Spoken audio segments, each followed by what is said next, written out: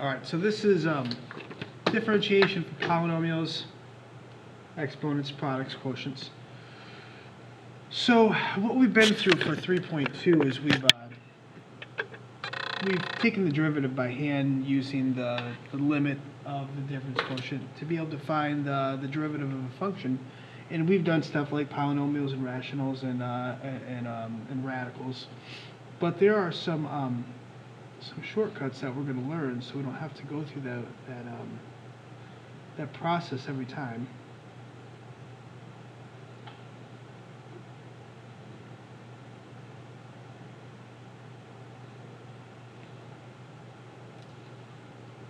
Well, just say this. Let me change this. This is just differentiation rules. Is the name of the section. So we'll do that. Differentiation rules. So, rule 1. What we know is that this is going to be called the power rule.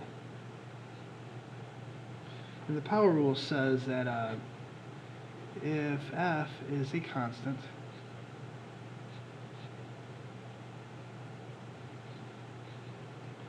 value, say f of x is equal to some c, then the derivative of this, f prime of x, which is equal to the derivative of f with respect to x, which, remember that this is the derivative with respect to x of f of x. I know, there's a lot of notation here though. So we could actually say that this thing is the derivative with respect to x of c is equal to 0. So if I want to take the derivative of this, or basically the derivative of both sides, essentially is what we're doing. So the derivative of this thing is going to be equal to the derivative of this thing. So derivative of that is going to be equal to the derivative of that. So f prime and d dx represent the exact same notation. So derivative of both sides, so the derivative of f, which is the derivative of c, is going to be equal to 0. Now the question is why. So I'll say kind of a proof, because it's not, because this is a picture, but I guess it'd be close enough. So if I want to graph f of x is equal to c, what we know is a constant function is a function that is a horizontal line with a y-intercept of 0, c. So this is c right there. I guess we could do a real proof then. So if this is x and this is x plus h, what we know is that f prime of x, f prime of x, which is going to be the derivative with respect to x of the c function, is going to be equal to the limit as h goes to 0 of f of x plus h minus f of x all over h. Now, what we know is we can find these values quickly. This value is f of x plus h, and it's just equal to c because it's a horizontal line, and this value, f of x, is also just equal to c because it's a horizontal line. So this is going to be equal to the limit as h approaches 0 of c minus c over h. And remember that we simplified before we apply the limit, so c minus c is just going to be 0, and 0 over h, so this is going to be equal to the limit as h approaches 0 of 0 over h is going to be equal to the limit of 0. Remember that h is technically not equal to 0. H is approaching 0, so it's getting infinitely close. But h itself is not 0, so this technically is not 0 over 0. This is 0 over some non-zero number. You know, it's getting smaller, but still, this is equal to the limit as h approaches 0 of 0, because that's what that simplifies to, the limit of 0 to 0. Another way to look at this is, you know, if we want to look at this, remember that the derivative represents the slope of this line, and the slope of that line is equal to 0. So that's kind of another reason, like, you know, that's why we get 0 back.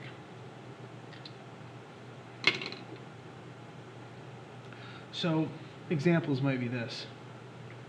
Determine the derivative.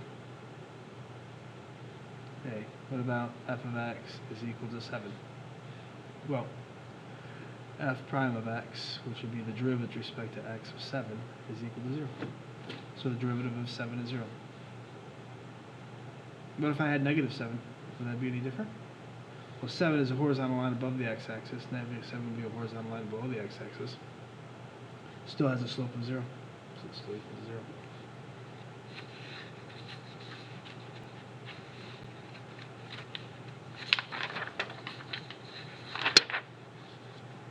This is a good one. This one will be B. What if I say f of x is equal to pi? Well, that means f prime of x, which is going to be the derivative with respect to x of pi, will be equal to, well, pi is still just a constant, so there's no horizontal line, except its horizontal line is at 3.14159 dot dot dot dot dot dot, but still it's a horizontal line, so it's still, its derivative is equal to 0.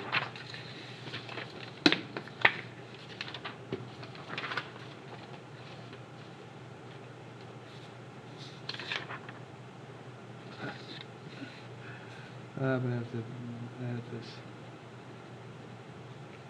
constant. This is, sorry, rule 1 is the derivative of the constant.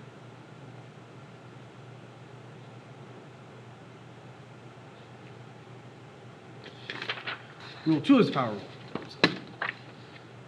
Power rule.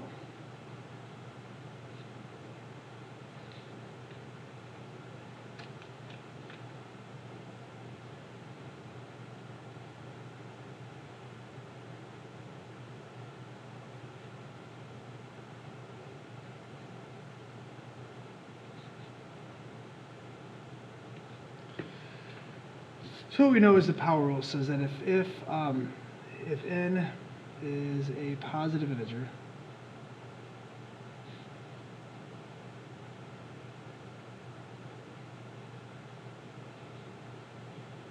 then the derivative with respect to x of x to the n is going to be equal to n times x to the n minus 1. So what I'm going to do is I'm going to have like a row over here and then another row right below it. This first function is going to be f of x. Then right below we're going to have the derivative of f of x. Just so we can get this pattern recognition, because this is it's a really easy step and we get really good at it very quickly. So I'm just going to do some power functions. So the very first one, if I say just x. Next, what about x squared? Then we'll have x cubed. So just all our power functions, which is what this is, x to a power. That's a positive integer, x to the 5th, and then dot dot dot. You'll be able to see the pattern after this. So I'm going to start out with x squared because I think it's easier to see, and then we'll make sure that we can apply it to x as well. So what it says is if this power right here is up in the exponent, which is this 2 right here, these match, that means this n is going to go out front, and the power is going to get reduced by 1. So this is going to be equal to 2x. And this will be 2, and this will be 2 minus 1, so 2 minus 1 is going to be 1. So the coefficient comes out front, and the power gets reduced by 1. So very similar here, this coefficient is going to come out in front, and then its power is going to get reduced by 1. Coefficient is going to come in front, and its power is going to get reduced by 1. Coefficient is going to come in front, and its power is going to get reduced by 1. So right now, x is x to the 1, so the coefficient is going to come in front, and its power is going to get reduced by 1. So what we know is that x to the 0 is going to be equal to 1, so we're just going to, so this number right here is just going to be equal to 1. This part's just equal to 1. And all the rest don't simplify the same way.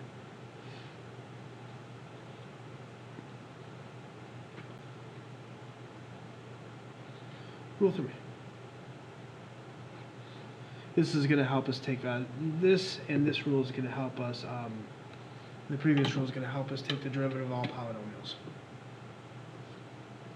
So rule 2 says the constant multiple rule.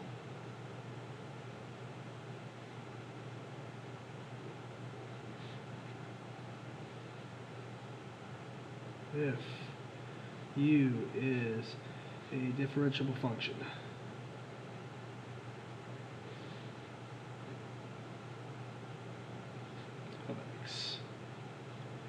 and c is a constant,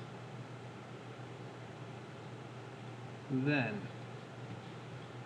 the derivative with respect to x of c times u is going to be equal to c times the derivative with respect to x of u. So what I'm saying is just like with limits, you can pull out constants. And really the proof of this is, since the derivative is by definition, since the derivative is a limit, you can pull it out. So a quick proof of that. So what I'm going to do is I'm going to rewrite this. I want to prove that the derivative with respect to x of c times f of x is equal to c times the derivative with respect to x of f of x. It's the same thing. Instead of calling it u, we just call it f. So u is a differentiable function. F is going to be our differential function now. So we get used to it because we're used to seeing the derivative of f of x.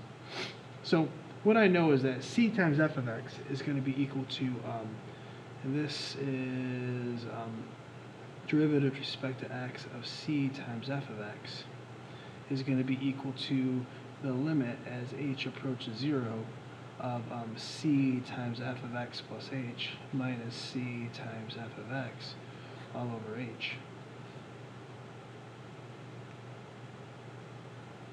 And we know that you can factor out a c from the top, so limit as h goes to 0, factor out a c of f of x plus h minus f of x all over h. And since this is the limit of a constant times a function, you can pull out that constant.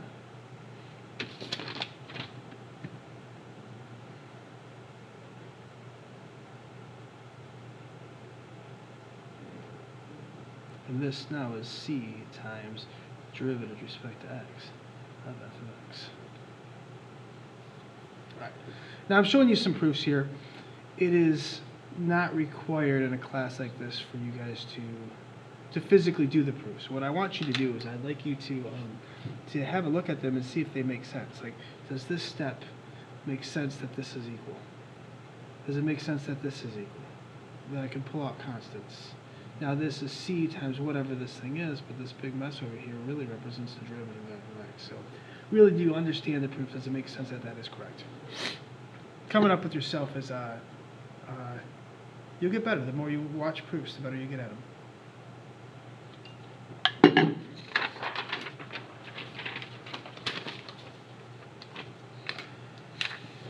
So I'm going to prove a couple of them here, but again, don't worry about coming up with the proof yourself. It's just understand. So rule 4. I'm going to prove this with this one. Derivative of a sum.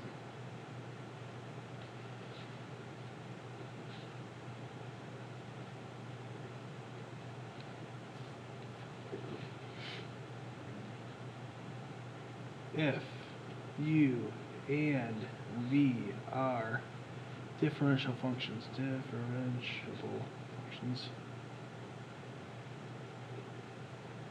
we need to talk about that word in a second here, of x, what it means to be a differential function of x. And then their sum, u plus v, is a differentiable function of x.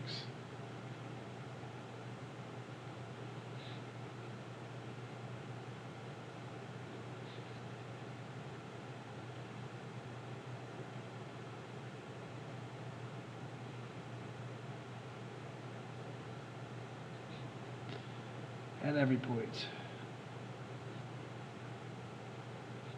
both u and v are differentiable.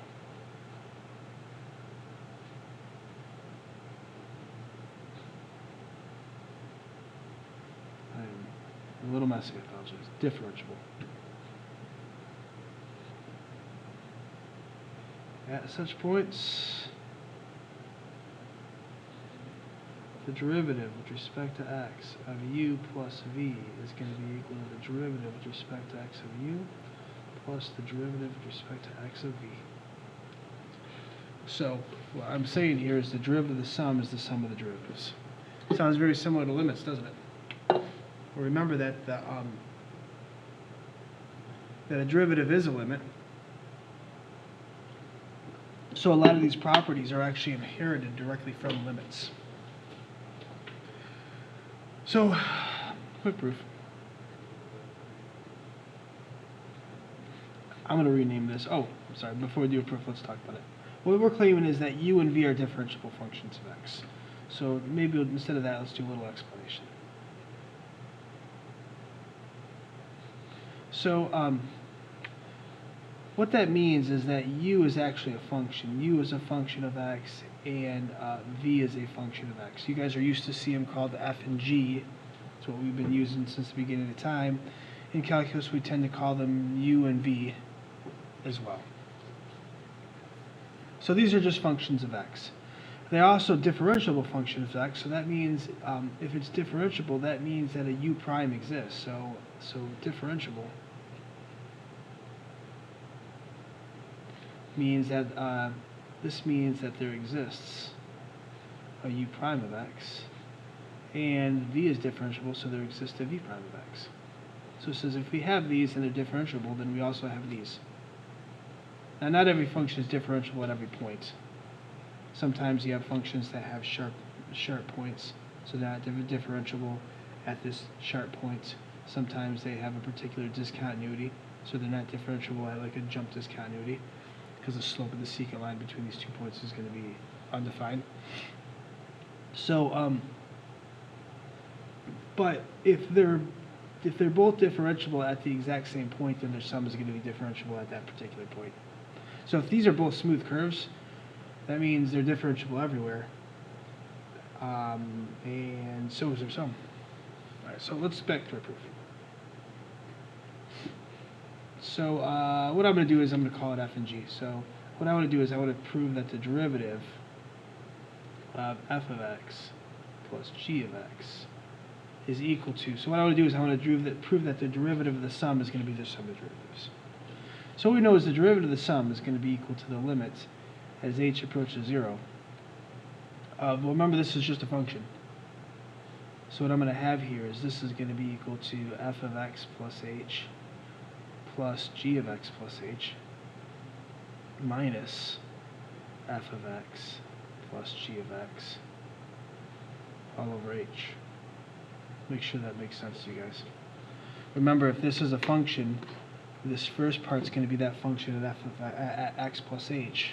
Whatever this is, the first one's going to be at f of x, at x plus h, evaluated at x plus h. And the second part's just going to be evaluated at x. So, again, first part x plus h minus the second part at x. So this is the derivative of that particular sum. What now I'm going to do is I'm going to simplify this. I'm going to distribute that negative through, so this is going to be equal to the limit as h approaches 0 of f of x plus h plus g of x plus h minus f of x minus g of x all over h. And what we can kind of see is we're going to want to start grouping things. I want to put the f's next to each other in the numerator. I want to put the g's next to each other in the numerator. So the limit as h approaches 0 of f of x plus h minus f of x. And then I'm going to have plus g of x plus h minus g of x. And this is all going to be over h. Now what we know is for summations, when you're adding things, what you do is you add numerators and you keep the denominator. So I can break this into an addition of two things. This difference of f's over h, and also these differences of these g's over h. So this is going to be equal to the limit as h approaches 0 of f of x plus h minus f of x all over h, plus this is g of x plus h minus g of x all over h, because these add to this, right?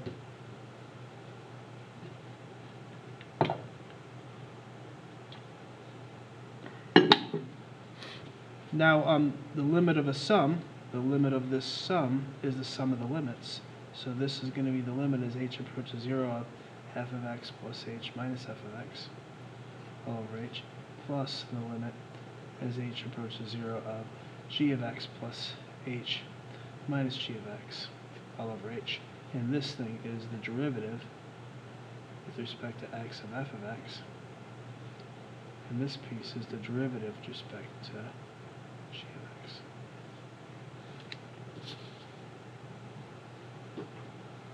So the derivative of the sum is the sum of the derivatives.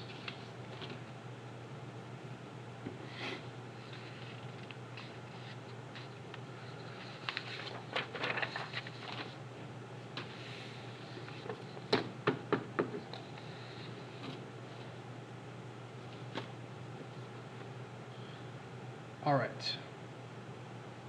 Putting this together.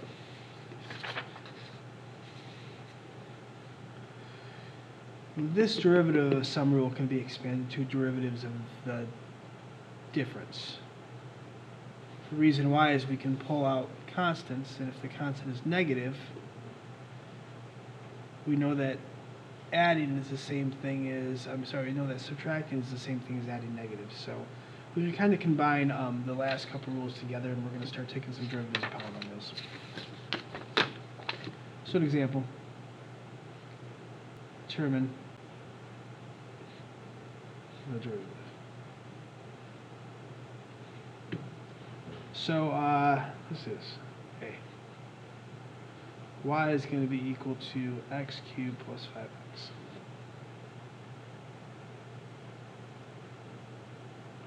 So if I want to find its derivative, y prime is going to be the derivative with respect to x of this x cubed plus 5x.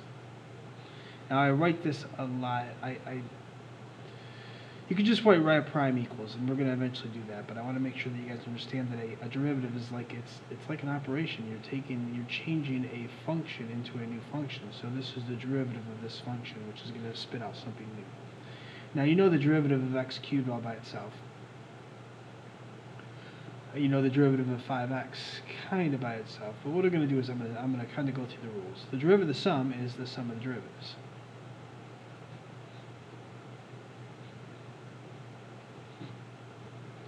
Now this is good because it's a power rule. We know how to do that from our previous notes. It's this. We know how to do this x cubed. We know how to do just the x as well, the x to the 1. But we have to take care of that constant. Now what we know we can do with constants is we can pull them out. So derivative with respect to x of x cubed plus 5 times the derivative with respect to x of x. Eventually we're going to abandon a lot of this notation and just give you the answer immediately. But a little bit of verification of why. Well, this is a power function. This is 3x squared. 5 and the derivative with respect to x is just 1. So this is going to be equal to 3x squared plus 5.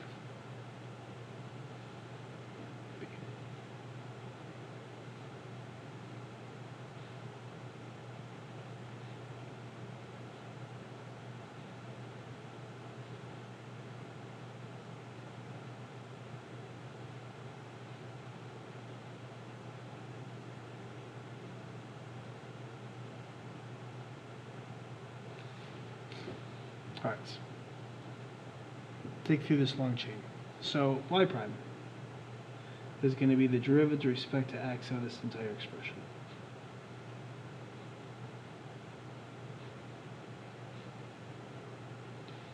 So we know this derivative of the sum and the difference is going to be the sum and difference of the derivative. So this is the derivative with respect to x of 7x to the 4th minus the derivative with respect to x of 5x cubed plus the derivative with respect to x of 2x squared minus the derivative with respect to x of 9x plus the derivative with respect to x of 8.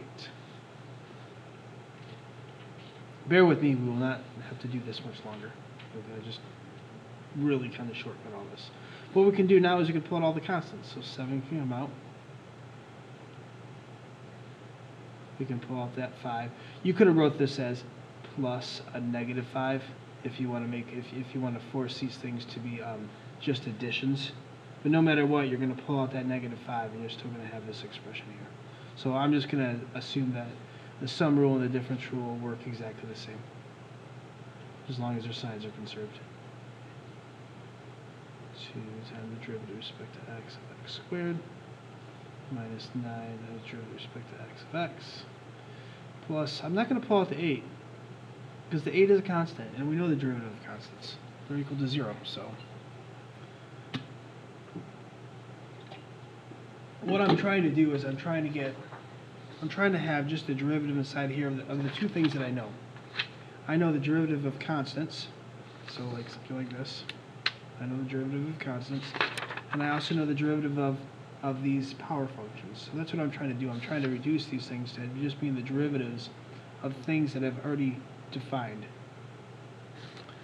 Now I know that this is going to be equal to 7 times, well, the derivative of x to the 4th is 4x cubed. Minus 5. The derivative with respect to x cubed is 3x squared. Remember, bring the power in front and reduce the power by 1. plus 2 times the derivative of this is going to be 2x to the 1 minus 9, the derivative of x is equal to 1, and then plus, we know the derivative of a constant is equal to 0.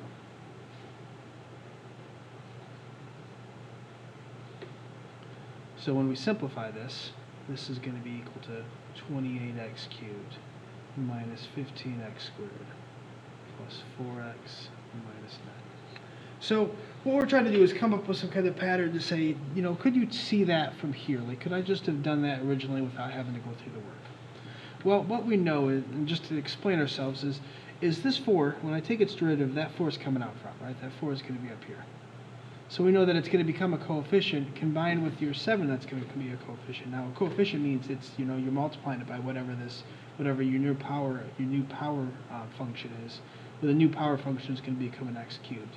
So this is going to be 4 times x cubed times 7 still.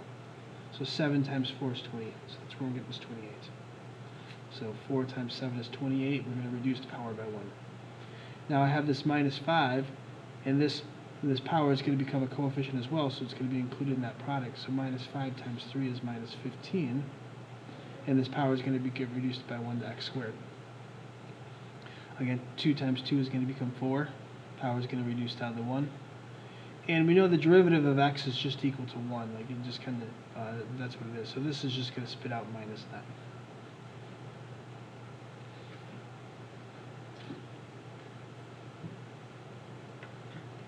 And that's what we're going to do from now on. We're just going to, we know this, we're just going to write the answers.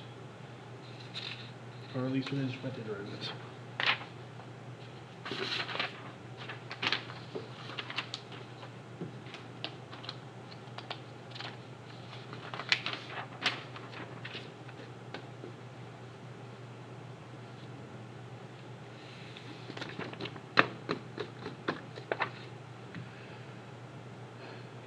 Finding horizontal tangent lines.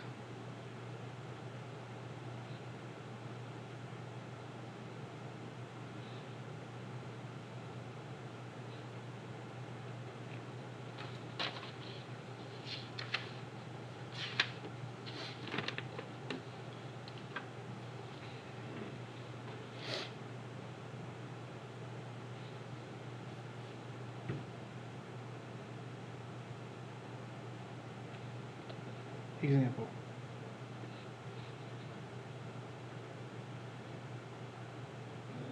Given the function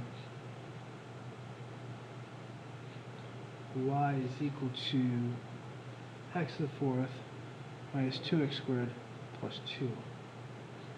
I want to determine the values of x for which y, which is equal to f of x, this function has horizontal tangent lines.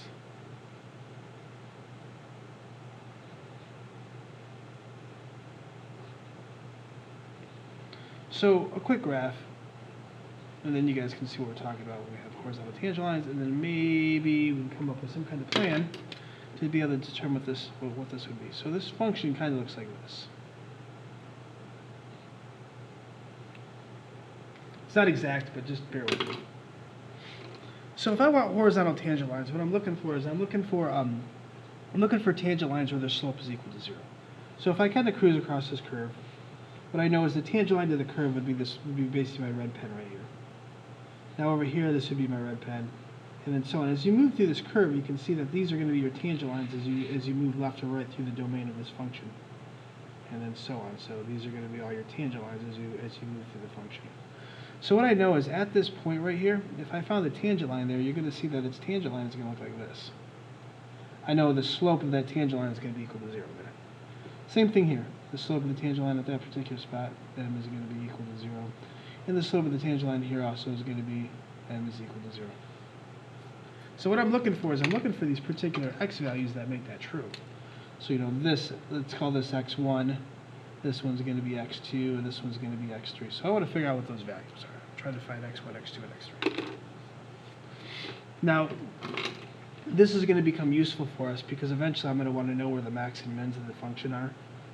The local max and local mins. Can you tell that that's a local minimum? Like around this particular area, that's kind of the smallest it gets. then around like this area, in the neighborhood of this area, that this is the largest the function gets. And in the neighborhood of the function over here, you can see that this is the lowest it gets. So these are two local mins, and this is called the local max. All right, so what we're going to do is we're going to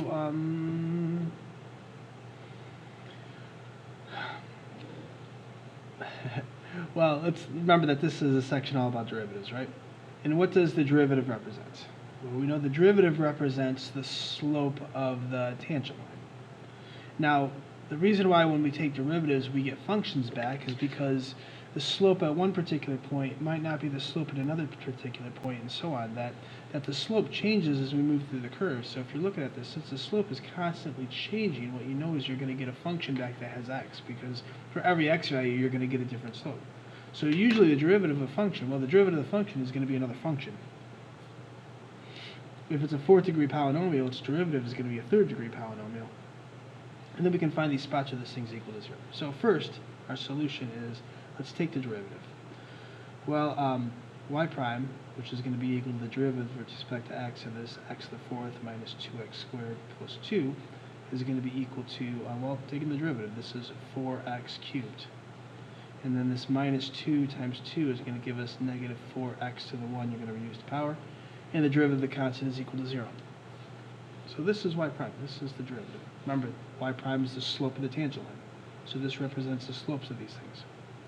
Well, what do I want y prime to be if I want a horizontal tangent line? So if I'm looking for a horizontal tangent line, what's m? What is y prime? Because remember, this technically is equal to m, right? So in these cases, all m's are equal to 0. So what I'm going to do is I'm going to set for a horizontal tangent line. What that means is this implies y prime is equal to 0. So what I'm going to do is I'm taking this and solve 0 is equal to 4x cubed minus 4x, which is a polynomial, and we know how to solve those. So we solve nonlinear polynomials by factoring. Largest factor is a 4x.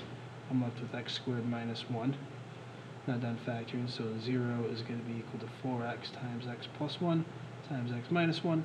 So what I get is I get 3 zeros here, as I should. 1, 2, 3 zeros. So this is when 4x is equal to 0, this is when x plus 1 is equal to 0, and this is when x minus 1 is equal to 0. So x is equal to 0, x is equal to negative 1, and x is equal to positive 1.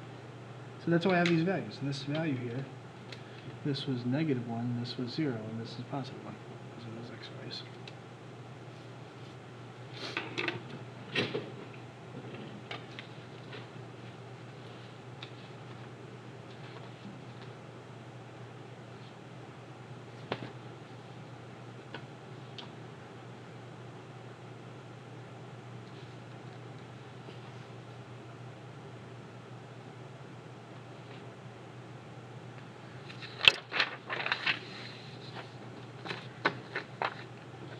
Derivative of the natural exponential function.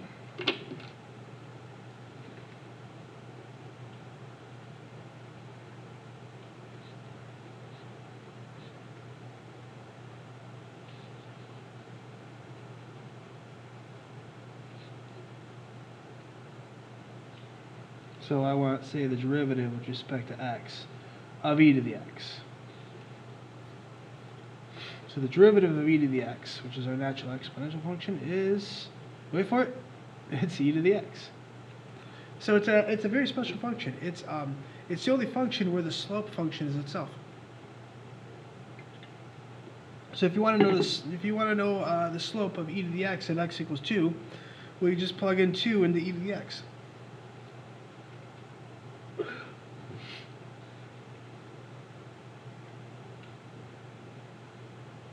Example. Determine the derivative.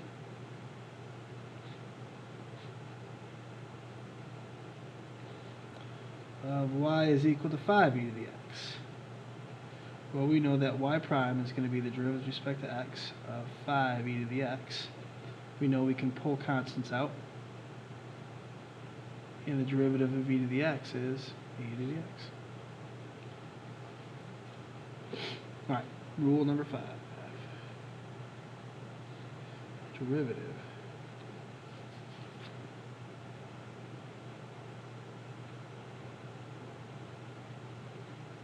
of a product.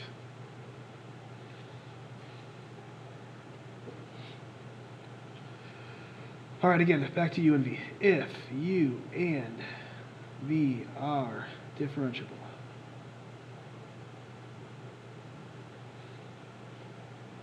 at X, then their product is differentiable at X.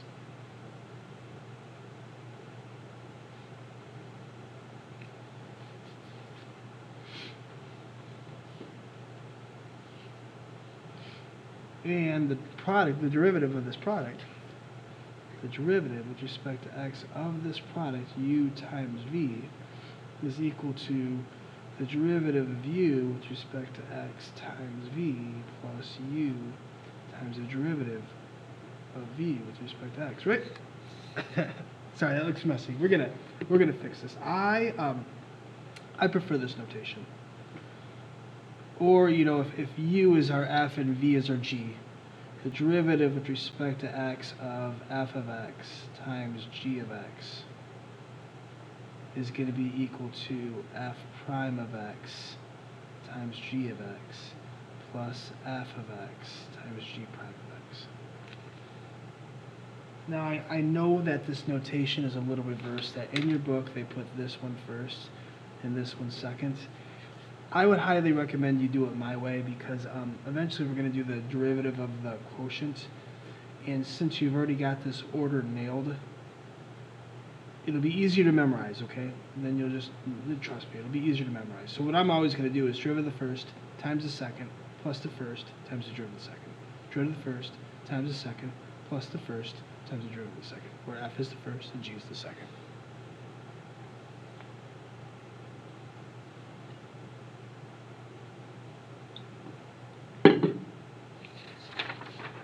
Now, a quick proof of this, and this is just, again, for, you're in a college math class, you should see these things proved. So a proof. The derivative with respect to X of F of X times G of X is going to be equal to the limit as H approaches 0 of, well, this function first evaluated X plus H, minus the function just evaluated at X, all over H. Now, what we're going to do here is we're going to, it's something very similar to kind of complete the square. We're going to add 0 as opposed to multiplying by 1. So I'm going to add a nice special term that will actually make this a little bit easier for us. So this is going to be equal to the limit as H approaches 0 of F of X plus H times G of X plus H. And what I'm going to do is I'm going to add and subtract I'm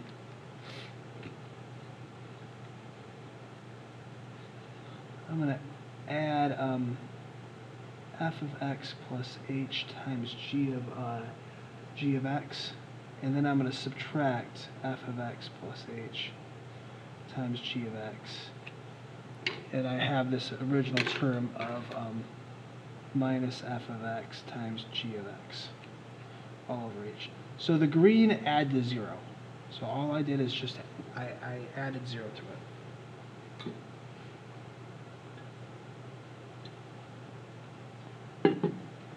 So what this is going to allow me to do is it's going to allow me to group a particular piece that I want. So I'm going to have to reorder these in such a way that makes it work.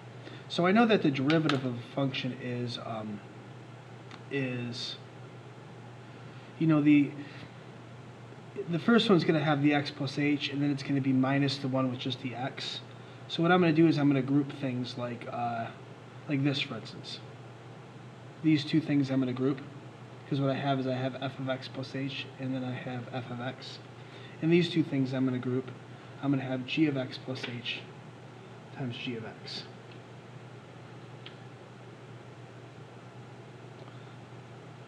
So I'm gonna do this. So what I'm gonna do is I'm gonna group these first two. So let me circle this.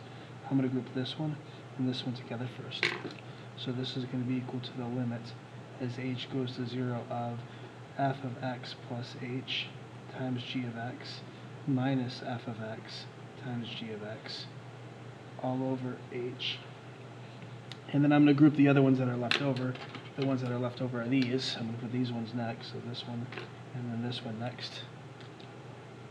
Now, since they're all over h, I can just say plus, and this is also over h, so this will be equal to each other. So this is going to be equal to f of x plus h times g of x plus h minus f of x plus h times g of x.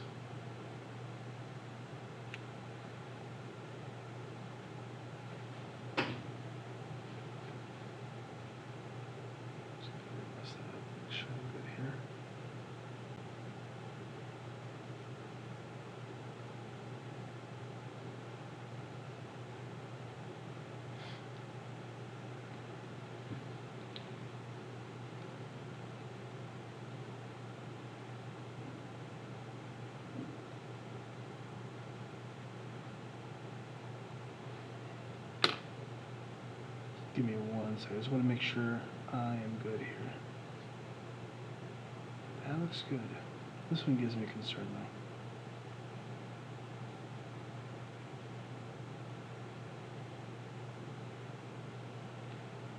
though. No, we're going to be fine. Okay, so so this is going to be equal to the limit. Well, what I'm going to do is I'm going to pull. Let me slide this down. So what I'm going to do is I'm going to pull out g of x here. So this is the limit as h approaches 0 of g of x times this expression f of x plus h minus f of x all over h. And then I'm going to pull out f of x plus h here, f of x plus h, and then I'm going to have g of x plus h minus g of x all over h. Now remember for this limit that that you can pull out constants, or well, actually we have the limit of a sum. So the limit of the sum is going to be the sum of the limits. So I can take the limit of this thing. So what I have is the limit of the expression. So I can take the limit of this piece, and I can also take the limit of this piece. So this is going to be equal to the limit as h goes to 0 of g of x times this f of x plus h minus f of x all over h. And then plus the limit as h goes to 0 of f of x plus h times g of x plus h minus g of x all over h. Now the limit of the product is the product of limits. Now, since g of x doesn't have a h in it, this is just a constant with respect to h. So this is going to be equal to g of x times the limit as h approaches 0 of f of x plus h minus f of x all over h.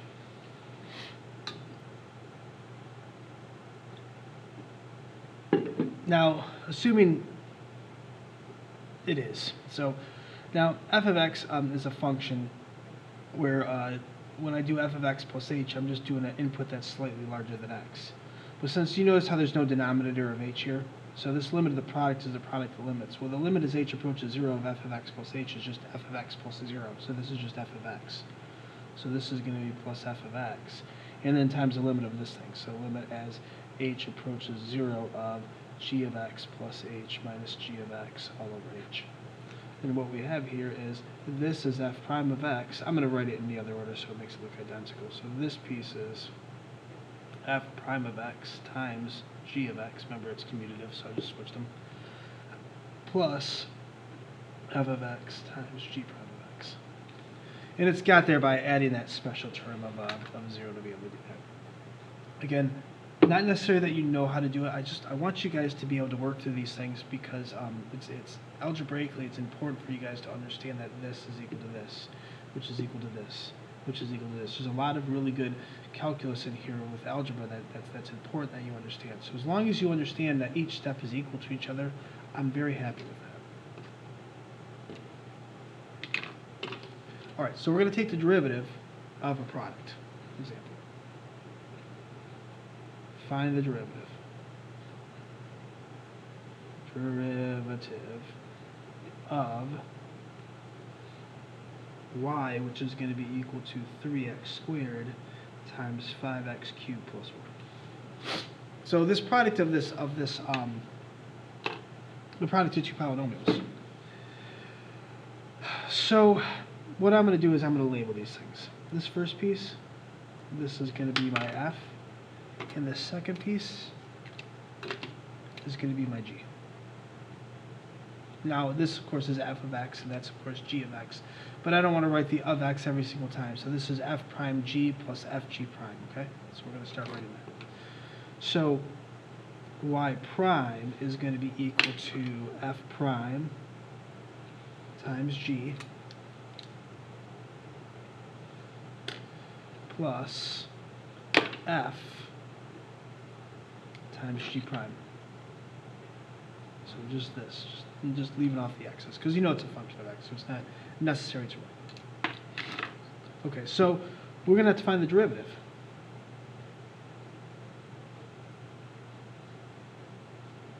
So these are just placeholders, not necessary. So the derivative of f, what's the derivative of 3x squared? Well, the 2 is going to go up front, that's going to be 6x. So the derivative of f is 6x times g, well, g is just going to be left alone. This is 5x cubed plus 1. So f prime g plus f is, well, f is this, is 3x squared times g prime. Well, the derivative of this polynomial, the 3 is going to go in front, so it's 15x squared reduced to the power by 1. And the derivative of 1 is 0. So I'm not going to write 0, I'm just going to write 15x squared. Because remember, it's a constant, it's a horizontal line, and the derivative of that horizontal line, y equals 1 is 0, because the m is 0. All right, and then we're going to multiply. So put these things together, I'm going to distribute. So this times this is going to be 30x to the fourth. This times this is plus 6x. Multiplying these things together is going to give us 45x to the fourth. So in descending order. Oh, I should have fixed that. Should be something's off here. What is it?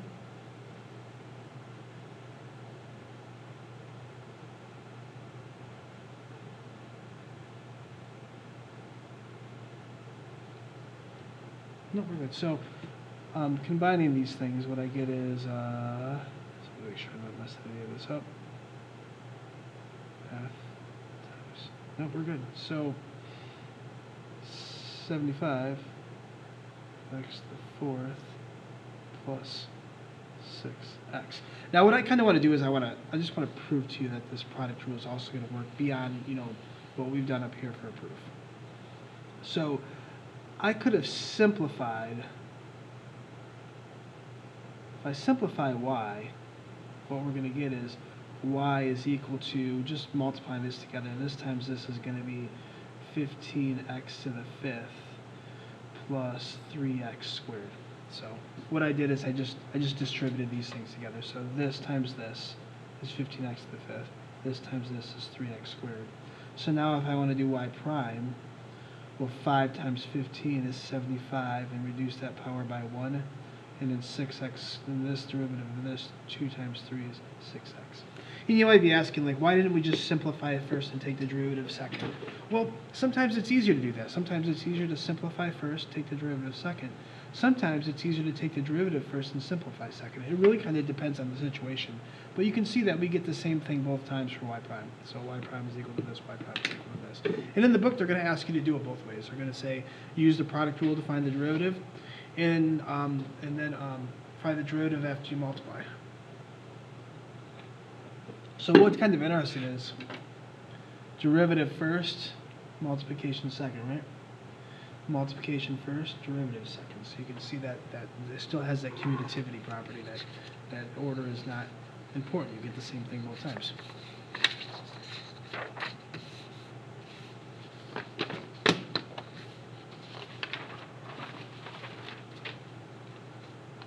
Again, b.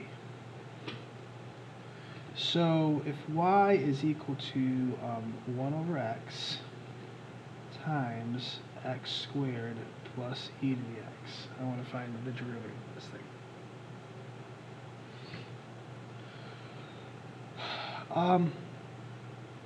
Unfortunately, I've not expanded this idea, but we're going to do it now. what we know is that the power rule, and it said it was just for positive integers, and I'm just going to kind of show it to you. The power rule says this, that if you have a power function, x to the n, then the power is going to go in front and you're going to reduce it by 1. It doesn't just work for positive integers, it actually works for all real numbers. Assuming n is not equal to 1. It works for everything except when n is not equal to 1.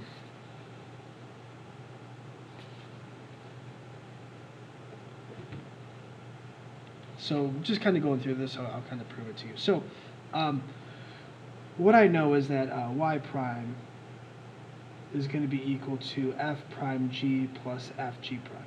So what I'm going to have to do is I'm going to have to label this thing. So this piece right here is going to be your f, and I'm going to use a different color. The other one was too close. This piece right here is going to be equal to your g. So this is f and this is g. So the derivative of f. Well, we need to rewrite it then.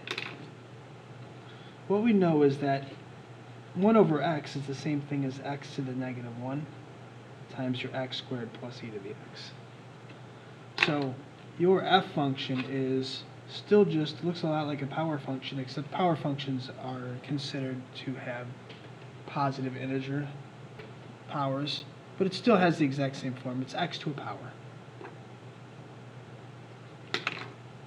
So when you take its derivative, well, what's the derivative of something to a power? Well, what we do is we take that power and we bring it out front. So this is going to be equal to minus 1x, and then that power is going to get reduced by 1, so this is going to be to the minus 2. So minus 1x to the minus 2. So that's the derivative of the first. Times the second, which is going to be x squared plus e to the x. Ooh, this is really tight. I will give myself more room next time.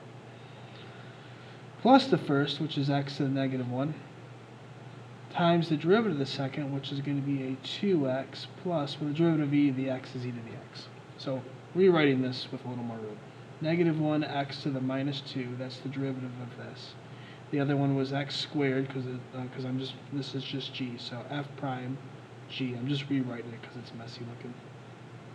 Plus f, which is x to the negative 1, times the derivative of g, well, the derivative of x squared is 2x, and the derivative of e to the x is our favorite one because it's just itself.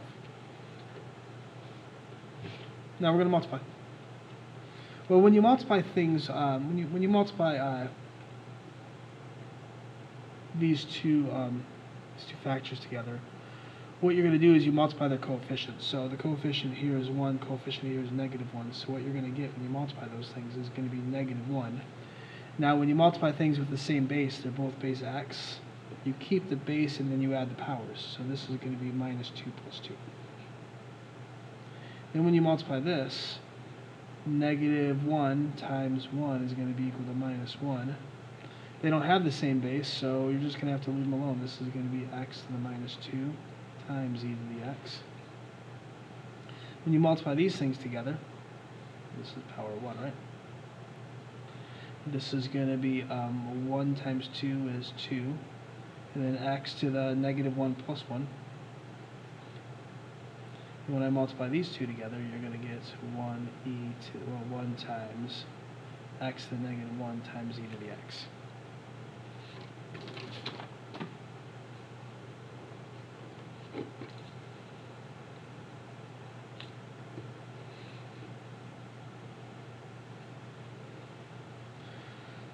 So x to the 0 is just 1. X to the negative 2 means x squared on the bottom. So this is going to be negative e to the x over x squared. This again is going to be x to the 0, which is just 1. Anything to the 0 power, so means you're not 0 is 1. So 2. And then remember, x to the negative 1 means 1 over x. So this is plus e to the x over x. Combining like terms, 2 minus 1 is 1. Combining like terms, nope, you don't have the same denominator. So 1 minus e to the x over x squared plus e to the x over x.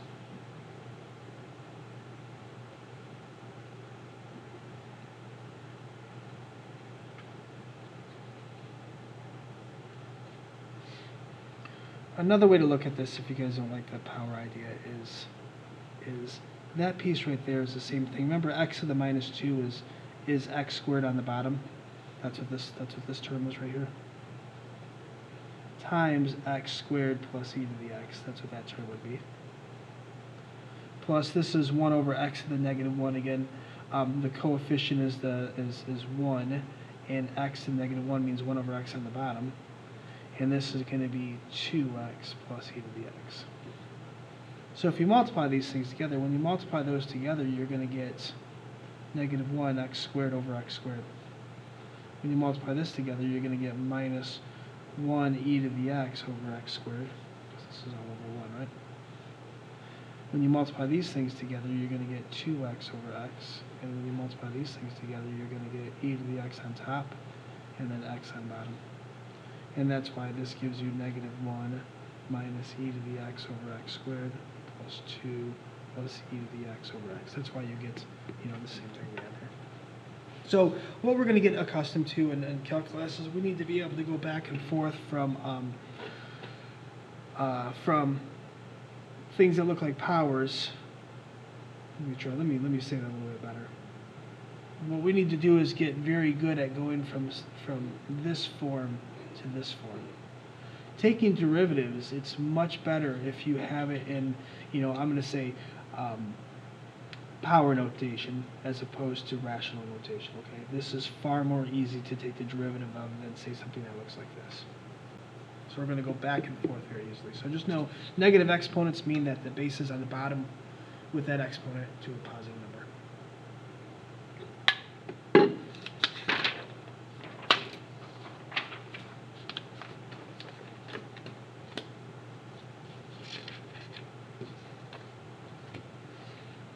Example. Okay, I'm about ready to run out of time in this video, so I'm going to stop it and I'm going to start a new one as part 2.